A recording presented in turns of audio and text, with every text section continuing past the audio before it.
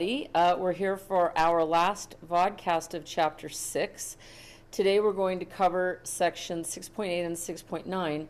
Plus, I'm going to do an enhanced discussion of the Reynolds number, which is a concept that was briefly introduced to us back in Chapter 1, and that we'll look at again in Chapter 7, and that you'll find will be a very important characteristic for you to look at for fluid regimes really from now on. It's something that comes up over and over and over again.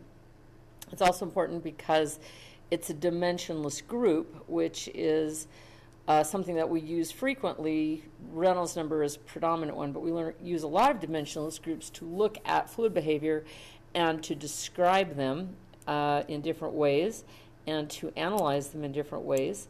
So we'll look at those things, and then we'll end by doing problem 697, which will bring together some of these ideas. So first of all, let's talk about Reynolds number. Okay. Reynolds number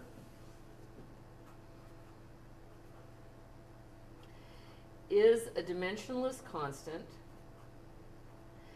that compares inertial forces to the viscous forces in a particular fluid flow. And it is used in a lot of different applications. You can use it in pipes. You can use it between parallel plates. You can use it in any sort of flow. And the characteristics, the equation looks very, very similar in that you always have a density, a velocity, some type of length term, divided by viscosity. So when we're talking about between plates, of course, we're not going to have a diameter. We're going to have some sort of a flow, a characteristic length. All right? But in any case, if you work out the dimensions on this,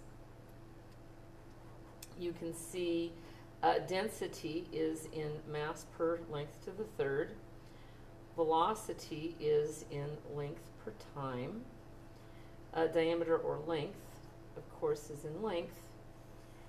And viscosity, if you recall, you can take a look at the base units in the inside front cover of your textbook, but you see that dynamic viscosity is in Newton seconds, per meter squared, which if you look at the dimensions then would be force times time divided by length squared.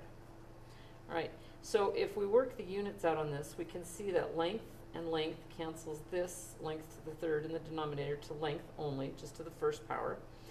And then we have time. Let's go ahead and rewrite this. Then we have mass in the top per length time. And in the denominator, this will flip up to the top, length squared over force time. This cancels to here, and we have a time squared term, but we realize then, let's continue with this, we have mass length per force time squared, and we can see that we have a mass and a force which are related through this Newton's second law. Force is equal to mass times acceleration, or force is equal to mass. Acceleration is length per time squared. So we can substitute these dimensions for force.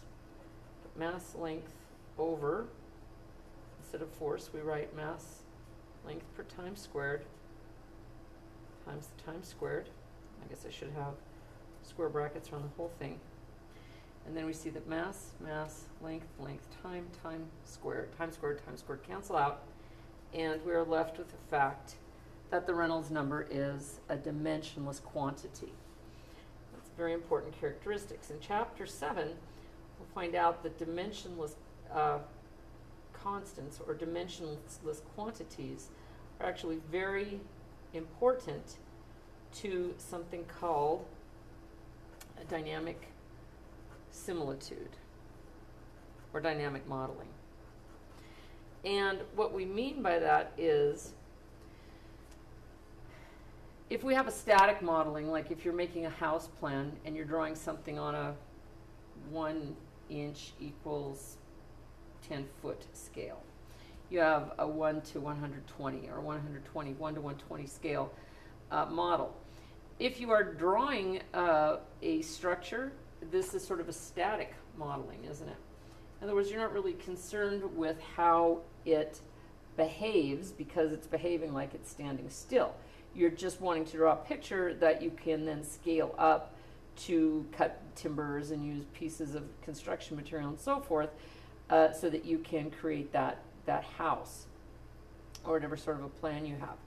For dynamic modeling, it's a little bit more complicated. It turns out that just changing the size is not sufficient, that you have to determine what the relevant characteristics are and then scale them appropriately. And so it doesn't necessarily look like the same product. If you're modeling an airplane in a wind tunnel, for example, it doesn't exactly look like the airplane that's going to be built, but the specific characteristics have to describe some sort of a modeling factor. The one modeling factor, or the dynamic modeling factor, that you may be familiar with is the Mach number.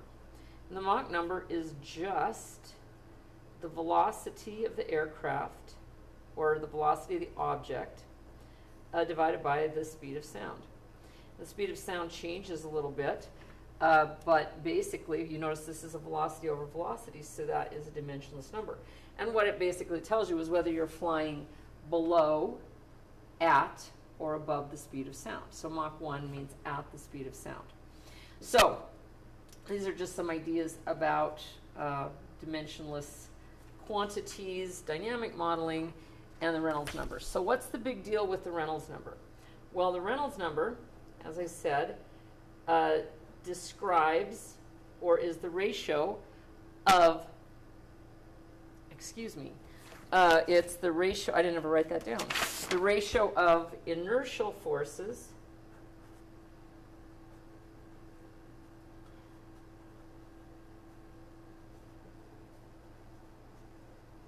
over the viscous forces. And so what it basically tells you is which one of these is going to predominate. As the number gets larger and larger, the inertial forces, or how the fluid wishes to move, inertia basically being something moves in a straight line until it's at a constant velocity until it's acted upon by a force. Viscous forces are the desire of the fluid to stay stuck together. So basically what we're talking about is the ratio of how the fluid wants to move forward compared to how the fluid wants to stay put. And so very small Reynolds number, let's say significantly less than 1, means that the viscous forces, those would have to be large, right? Denominator large makes for tiny, tiny Reynolds number. The viscous forces are large or dominate the flow. If the Reynolds number is quite large, and for a pipe, these numbers are all different depending on the geometry, but for pipe flow, if the Reynolds number is greater than 4,000, that's kind of a good barrier. These numbers are not exact. Like if you got a Reynolds number that was 3,999 and then a different Reynolds number that was 4,001, those are not really, it's not a hard and fast boundary, but approximately greater than 4,000, that means that the inertial forces are quite a bit higher than the viscous forces, and this will result in a turbulent flow. Now, something about turbulent flow, they're very, very difficult to analyze.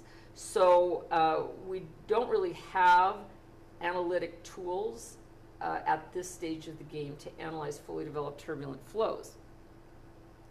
So we need to use, at this point, the Reynolds number as a test. If RE is, let's just say, definitely less than 4,000, but there's something between about 2,100 and 4,000 that are called transitional flows. So they're sort of, I'm saying trans-I-T-I-O-N-A-L flow. sorry. If the Reynolds number is between those two numbers, it's a transitional flow. We have to look at it differently. But if the Reynolds number is less than 2100 for a pipe flow, we can say that that is a laminar flow. And at this point, if it's non-laminar, all it means is we really can't analyze it. So you need to check the Reynolds number to see if it's less than 2100 to see if we can continue our analysis of that particular fluid. But as I said, the Reynolds number will come up over and over again in our discussions, and for those of you that take other courses in fluid mechanics or transport phenomena, or if you're a petroleum engineer, natural gas, or chemical engineers, mechanical engineers, Reynolds number is an important characteristic that you'll see over and over again. So what I'd like to do next is to take a look at section 6.8 of your textbook. So I'm going to flip over here to the computer screen, and we're going to start on, let's see, about page 348. So let me pull this up, and oh, there we are, 347 and 348. All right, so here we're going to be talking about a viscous flow. Let's pull this up. I've got this up in a weird thing, but all right, so here we go. So if we talk about viscous flow, we know that what viscous flow means is that we are perhaps outside of the inviscid region, that we're in perhaps the boundary region, or it's a place where the shearing stress relationship, the shear forces matter, and we need to take them into account. So in your textbook, we develop these relationships. This is normal stress is equal to pressure plus 2 times viscosity times du dx, and similarly in the two other directions. Now the du dx or du dy, dw dz terms are basically a rate of shearing strain. And the viscosity has a relationship, if you remember, pulling this back from chapter 1 again, which your book really kind of bounces around a little bit and doesn't describe this in exactly the same way that I would. They sort of say, remember back on page 20. I guess I'm not really certain that we would remember back to page 20. But if we have something that is a rate of shearing strain and a shearing stress graph, if that graph goes through 0, and if that graph is a straight line, the slope of that line will be the viscosity, is defined as the viscosity, and this is what the graph looks like for a Newtonian fluid. Now, if it looks anything different, it is a non-Newtonian fluid. So it can look different in a lot of ways. You could start here. In other words, you could have something already before you get started on the graph. That's called a Bingham plastic. Or you could start at 0 and it could break over either up or down. Those are called shear thinning or shear thickening fluids. However, a Newtonian fluid has to look this way. And this is basically what we're talking about in chapter 6.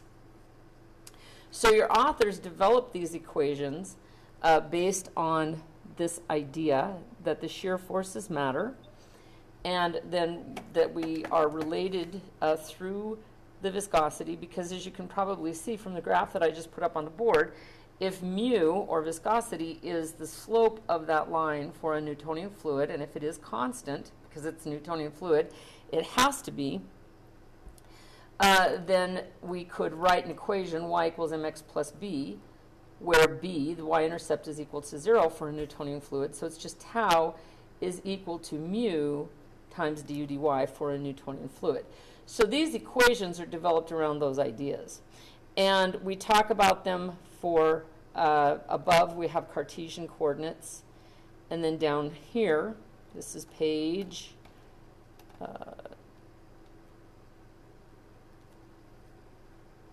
349, I believe. Thought it would flash up for me there. I guess it's 350. We also have them developed for cylindrical coordinates. So the big deal here is that we can pull together 4 Newtonian fluids, these equations, which are referred to as the Navier-Stokes equations. Now, Navier and Stokes were scientists. They didn't really work together. They actually, I think one of them was about 15 when the other one died, so they didn't really have a lot of collegial time together. So anyway, but these are 2 people in fluid dynamics who defined quite a bit of the partial differential equations for Newtonian fluids. And as it says out here, this is the main statement. The Navier-Stokes equations are the basic differential equations describing the flow of incompressible Newtonian fluids. All right, so the fluids are incompressible. They must be incompressible for these equations to work. And they also must be Newtonian, meaning that shearing strain versus shearing rate equations or relationship, straight line through 0, has to equal each other, but they are viscous. So these are the first time that we've really had equations that take into account the viscosity of a fluid. Now, here the equations are developed in Cartesian coordinates. This is in the x direction, the y direction, and the z direction. And then below, we have the equations developed in cylindrical coordinates. Now, cylindrical coordinates are very important in fluid flow because, as you may have surmised, a lot of flows occur through pipes. And if you have a flow through a pipe, it's often much more expedient and appropriate to develop the flow in terms of cylindrical coordinates. So the good news is Navier-Stokes equations are quite complete.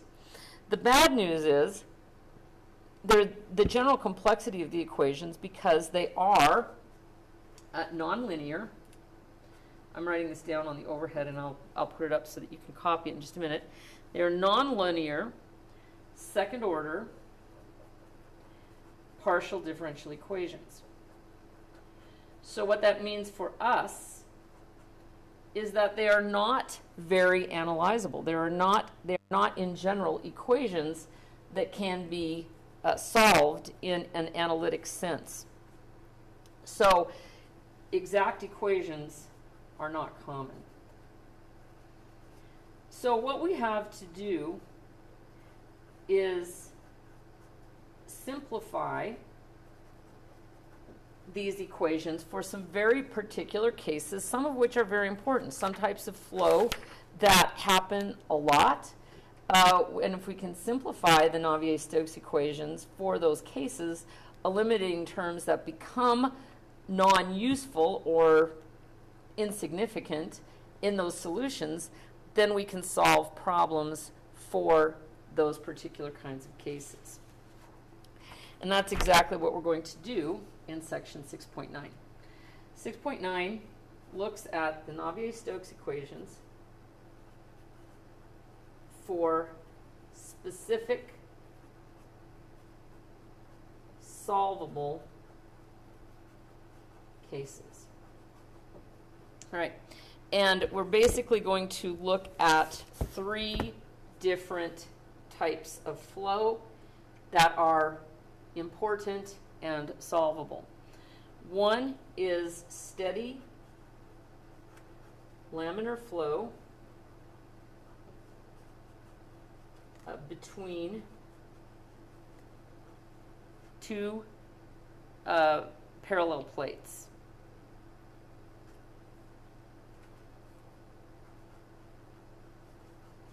And I should say they're also fixed plates. All right.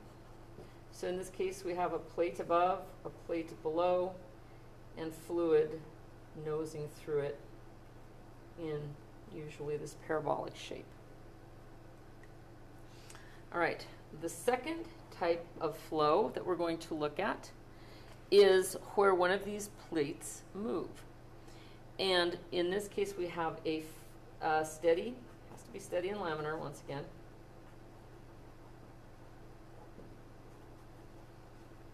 Between one fixed plate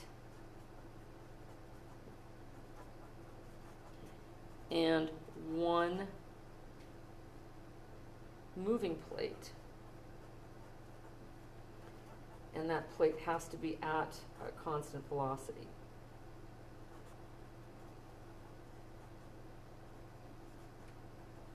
And we call that capital U to develop this.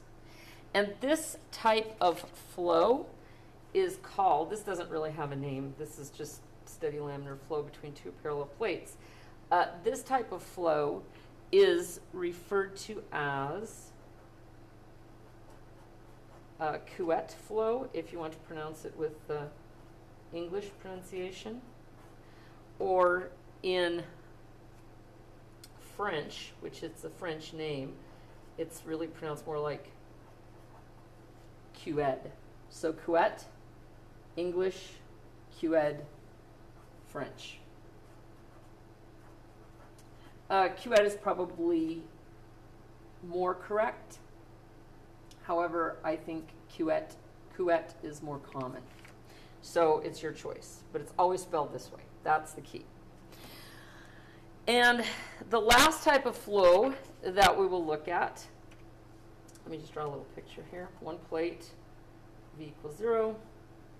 Another plate being pulled forward, where V is equal to U.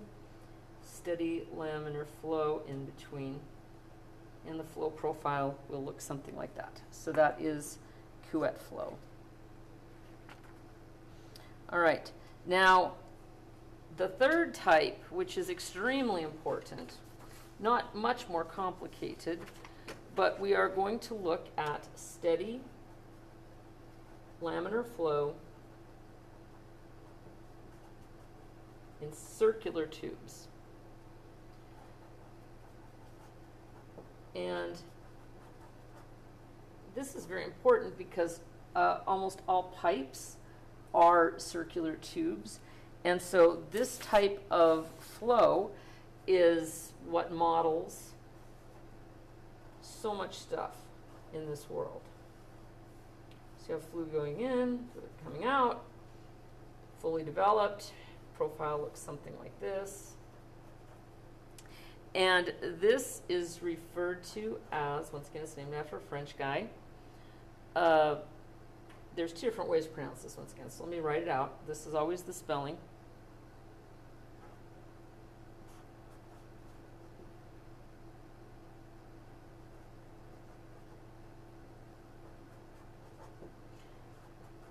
And if you pronounce this in French, it is basically Poisier.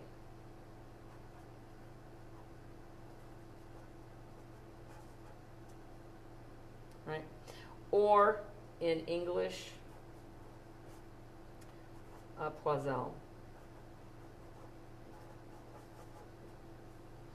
And once again, I'm not overly concerned, just want you to know that there are two different ways to pronounce it. All right, so turning back to your textbook then, we're going to look in section 6.9. And we take a look at this. Now, one thing I want to point out, the flow always has to be steady. The flow always has to be laminar. So what I introduced in the beginning of this vodcast, the calculation of the Reynolds number, is essential prior to using any of these equations because you need to make sure that the flow is laminar. And if we are working with flow within a pipe, then we would want to make sure that the Reynolds number is below, well, definitely below 4,000, but probably really below 2,100 to make sure it's not transitional. So you need to do Reynolds number, make sure that you have a laminar flow before you do any of these particular calculations. So first of all, section 6.91 talks about steady laminar flow between fixed parallel plates. So this is case 1. It goes through some calculations for you, and then it reduces the equations to what the velocity distribution looks like. And as you can see, this is a constant, the dpdx, the pressure gradient term, and then y squared minus h squared. This is an equation of a parabola, isn't it? And basically, when h is equal to y, this term goes to 0. When h goes to 0, this is a maximum. And so this describes that nosing out parabolic profile that we see when we have flow moving between two parallel plates. And we've already kind of talked about this a little bit, but this is the equation. So u at a particular point, 1 over 2 mu, 2 times the viscosity, times the pressure gradient, times the geometry term y squared minus h squared. Right. And as you can see, this is y. H goes from here to here. There's your velocity. Okay, so that's a nice solution. Not terribly difficult, actually pretty nice. We can also find volumetric flow rate by integrating u with respect to y, and we can come up with usually an integratable equation for flow rate. So for flow between parallel plates, let me find my paper here.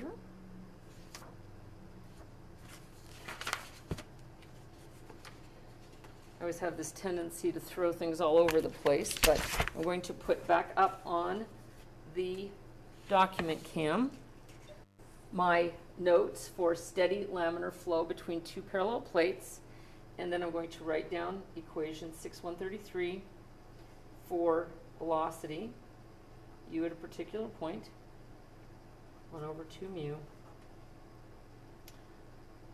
times pressure gradient, times geometry. All right? And remember, on each of these, test RE first. Test Reynolds number. And if it's not laminar, you can't use these equations. So there's the equation for velocity. And Q, which is equation 6.134, we have, after the integration, times pdx, right? And so there's a summary of case 1.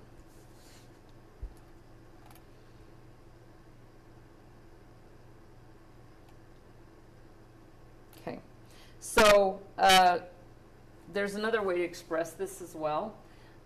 Since if well, I don't know if I really want to talk about that, but there is another form of the equation, 6136, which tells us that Q is equal to 2h to the third times delta P, all right, over, I've got my 2 there, 3 mu L, and that's the dx term if the pressure gradient is negative. Okay. So this is a little bit more usable if you don't really have a pressure gradient term, but you have a drop in pressure. That's kind of a nice way to approach that equation.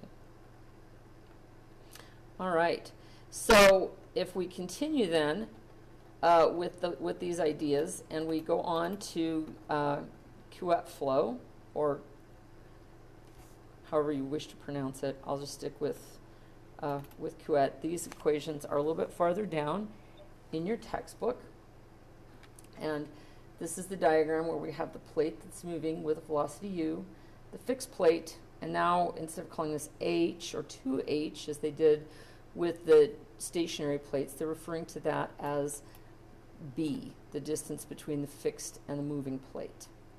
Okay, so we have some backflow and we have some forward flow, and it's a little bit more complicated, but it still falls into this particular type of a category that we can actually integrate, or we can analytically determine the equations. And once again, for all 3 cases, we need to test the Reynolds number first, because if the Reynolds number is quite high, if we are talking about laminar flow, we really are not able to analyze this type of situation. But the neat news is that U at any particular point is equal to U, capital U, the velocity of the top plate, times y over b. It's a nice linear relationship, isn't it? And so this just is, the y over b is just the geometry. U is the velocity of the top plate, and little u is the velocity at some point between the top and the bottom plate. So this is a really interesting thing. When you have Couette flow, and if you have a lubricating oil in a narrow gap, which is sometimes called an annulus can be any size of a gap, but basically when you have two cylinders, you can describe Couette flow between those two cylinders if it's laminar and if it's steady, which it generally is. So that's kind of a nice little upshot of that. All right, so then for Couette flow, we have the equation little u at a given point is equal to capital U times y over b. All right, and then you can also, there's some other interesting corollaries to this in your textbook, but that'll get you kind of where you need to go. You can also get a Q term on this similarly by doing an integration, and it basically turns out to look something like this. And this is on page 357. Okay, so if you run through the examples in your textbook, you'll see what that looks like. There's some other conditions for that to be applicable, but you can take a look at that if you want. All right, and so, or even if you don't want. So if we have the final case where we talked about steady laminar flow in circular tubes, and we referred to that as Poiseuille or Poiseuille flow. Your textbook also develops this, and if you take a look on page, I wish they were a little more forthcoming with the page numbers on this. Let me see. This is actually page 358 in your textbook. Okay. We have a radius.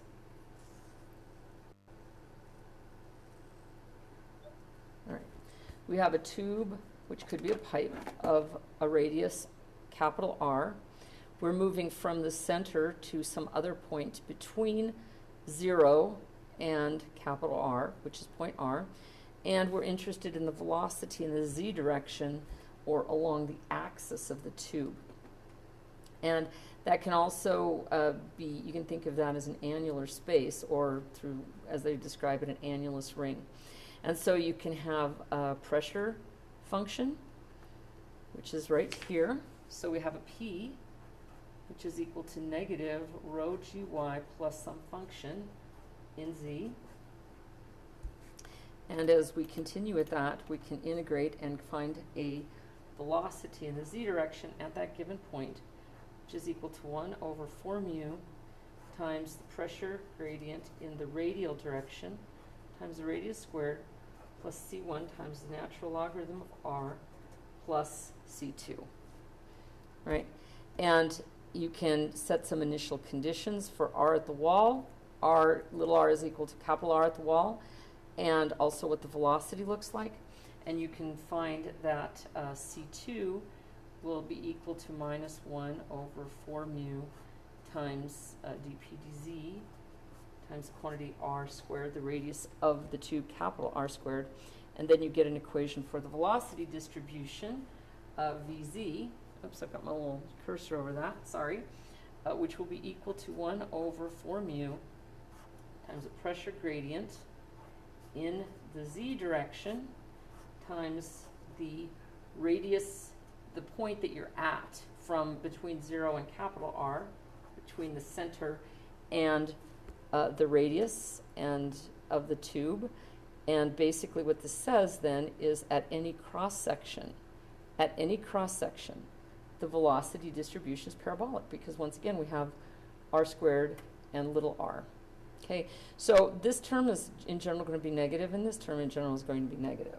So, in other words, negative times negative is still a positive. All right, and there's the equation for VZ, which is 6.148. All right. So that is a really interesting effect. It's quite simple and easy to solve, and it leads to a Poissier's law, which relates pressure drop and flow rate for steady laminar flow in circular tubes.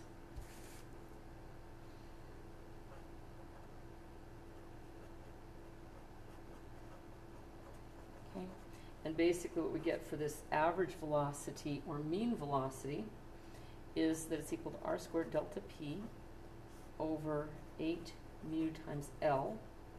Okay, and then we also know, of course, that Q, let's do this, it could also be equal to Q over pi r squared.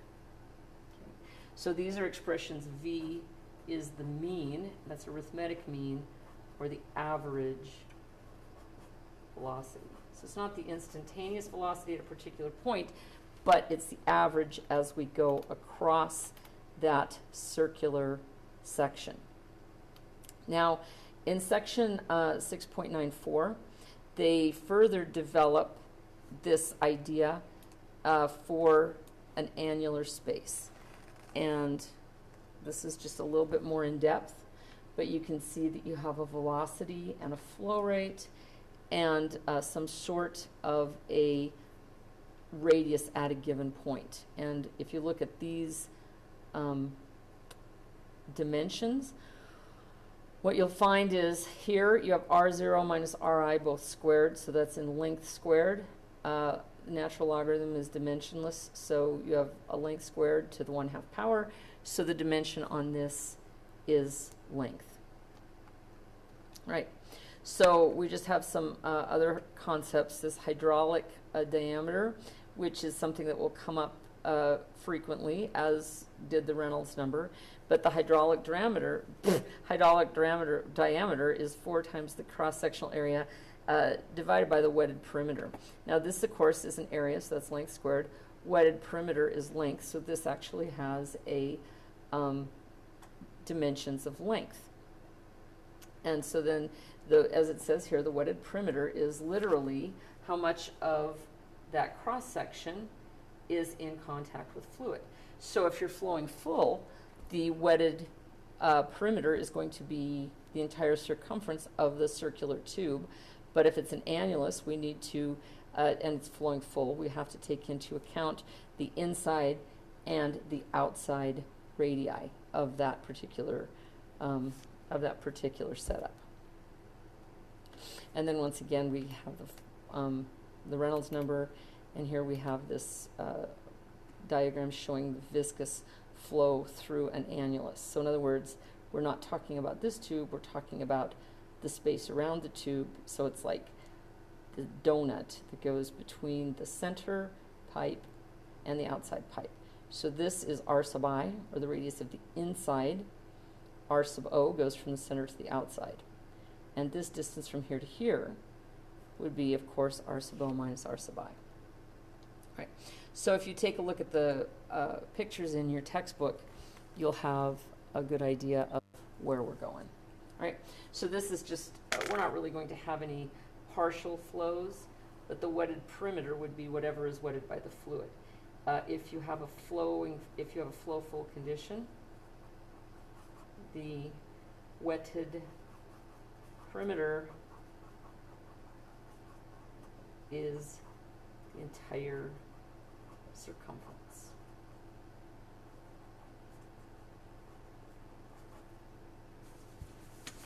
All right, so that is the material that we are going to cover in section 6.8 and 6.9, and it also finishes off our entire discussion of chapter 6.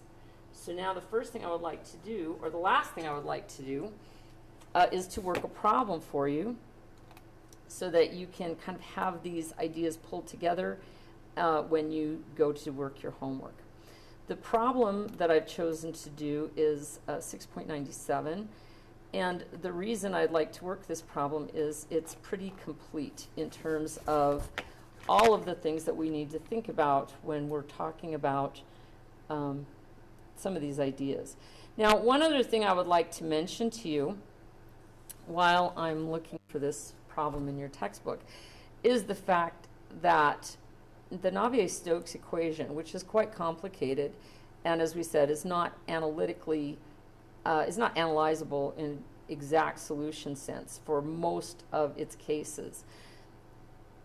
There's an area of study which is called computational fluid dynamics, where people study particular cases about the Navier-Stokes equation and find analytic or maybe not, well, exact solutions or inexact solutions that govern other types of flow regimes that are very important. So the study of the Navier-Stokes equation and applications to engineering and different types of flow is very much an active field of fluid physics and fluid dynamics right now. So let's take a look at problem 697. Okay, in your textbook, 697 says a viscous fluid which has a viscosity of 0.012 pound/second per feet squared and a density of 1.79 slugs per cubic foot flows through the annular space between two horizontal fixed concentric cylinders. So this is very much like the picture that we just looked at in our textbook, isn't it? So you have an annular space around the inside cylinder that runs through the outside cylinder, and we're interested in what's going on there. It says if the radius of the inside cylinder is 1.5 inches, so that means R sub I is 1.5 inches, and the radius of the outside cylinder, R sub O, is equal to 2.5 inches. What is the pressure drop along the axis? So we're talking about delta P over L. The pressure drop along the axis of the annulus per foot when the volumetric flow rate, that would be Q, is equal to 0.14 cubic feet per second. All right, so coming back over here to the document cam, we have our picture that I've just drawn. So we are given a lot of variables about this fluid, and now we need to work the problem. And we can do this a lot. We can use a lot of the model from what the textbook has for us.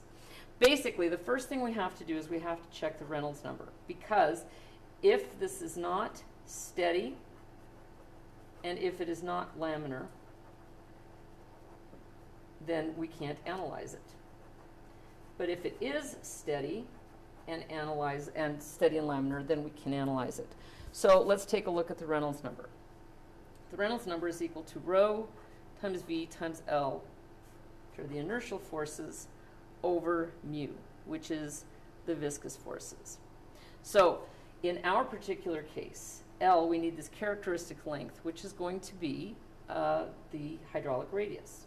So we're going to have rho V times that hydraulic radius, which is 2 times R sub O minus R sub I.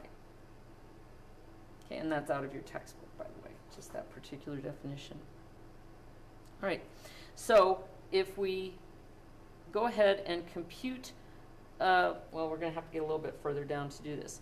We also know that for this type of flow, that the velocity is going to be Q divided by that area, which is basically R sub O minus R sub I squared. Okay, so this is the area of the annulus and Q, so the mean velocity is going to be equal to that. So we can compute our value of Q, we can compute, we can combine those together. We have our hydraulic radius. And if we pull these together, turns out that 2 rho Q, and you can do the arithmetic on this and you'll see how this works out, looks like this for an annular space. And this is an important shortcut for you as well. So if we compute that, we get 2 times the density of 1.79 slugs per cubic foot times our value of Q, which are given as 0.14 cubic feet per second, divided by pi times mu, which is 0.012 pound second per feet squared. Oops, feet squared. Times our R sub O plus R sub I. Now, R sub O and R sub I are both given in inches, aren't they? So we'll have to divide those by 12 in order to get them into feet, because you can see that we're going to need this to be in feet. So if we have R sub O plus R sub I, we can add those together. 1.5 plus 2.5, they're both divided by 12. So if we do that, that unit will come out in feet on it. All right, so let's go ahead and do our calculation and see what we're left with. In the numerator, we have 2 times 1.79 times 0.14. And we're going to take that number and divide it by pi. And divide again by 0.012. And divide again by 1 plus 1.5 plus 2.5 is 4 even. And then 12 in the denominator of the denominator flips up, so we multiply that by 12. And we come up with an answer of 48. Now we need to check and make sure that we have gotten rid of all of our units here.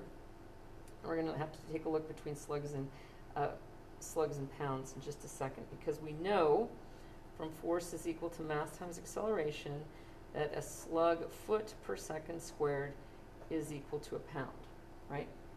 Okay, so let's cancel this against this, just to kind of simplify things a little bit. And then we have feet in the denominator, and we have feet squared up here. So that goes away. So here we're left with this. We have a slug and a foot and a second. And in the bottom we have a second. See, I'm kind of ignoring that for now, right? And we also have in the denominator here, we have a foot squared. And then we still have this slug, or this pound, which is a slug foot per second squared. Okay, so this cancels this cancels this, and this I've got something amiss here. This went away. This was just feet. Oh, this is feet per foot squared. So this is just a foot in the denominator. So then that cancels that. So we have a dimensionless number of 48. All right. So what that means is, since the Reynolds number is less than 2100, this is laminar flow. And we can use these relationships that we developed in the chapter to solve the problem. All right, so continuing then, I need a piece of non-spotty paper, don't I? We're going for what is delta P over L. That's what we're looking for, right?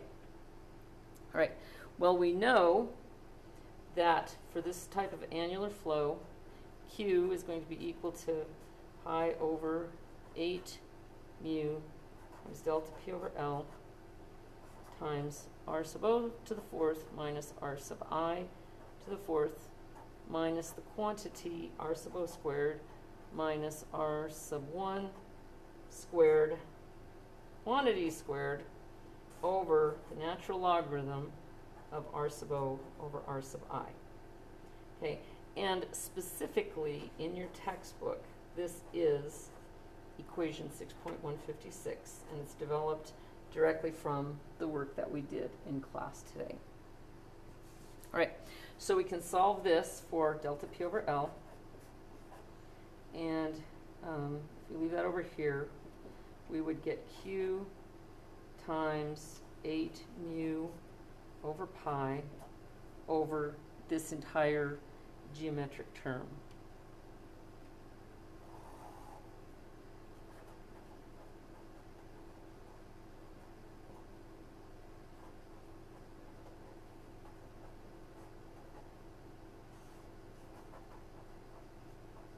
Okay, and this is not a particularly complicated scenario, but if we go ahead and plug in, we're told that I have 8, and we also have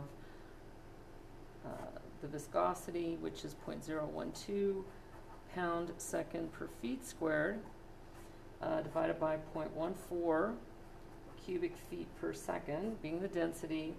And then I'm just going to scoot this one up here over pi. The reason for that is just so that I can work out these units. I'm going to have, this is going to be in length to the 4th, this is going to be in length to the 4th, and this is dimensionless. So the entire bottom will be in length to the 4th. Now, since this is a natural logarithm, I don't have to convert these into feet, but I definitely have to convert these into feet, don't I? So I get 2.5 over 12